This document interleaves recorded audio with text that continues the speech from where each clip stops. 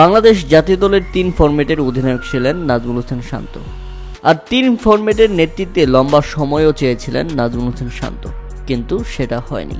এরপর টি-20তে ব্যাপকভাবে পারফর্ম খারাপ করেন, যে কারণে টি-20-র অধিনায়কত্ব ছেড়ে দিতে বাধ্য হয়েছেন তিনি। পরে ওয়ানডে অধিনায়ক থেকেও তাকে সরিয়ে দেওয়া হলো, যে বিষয়টি এখন মানতে পারছেন না বর্তমান টেস্ট অধিনায়ক নাজমুল হোসেন শান্ত। তাই তো অভিমানে এবার টেস্টের নেতৃত্ব ছেড়ে দেওয়ার সিদ্ধান্ত নিয়েছেন নাজমুল হোসেন শান্ত।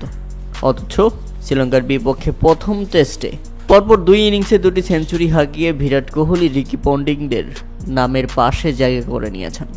রেকর্ড করার পরে দুর্দান্ত ফর্মে থাকা শান্ত যখন বলছেন তিনি আর টেস্টের অধিনায়কত্ব করবেন না, সেটা বাংলাদেশ ক্রিকেটের জন্য মোটেও ভালো নয়। এখন তো শান্তকে সামাজিক যোগাযোগ মাধ্যমে অনেকেই ট্রল করছেন।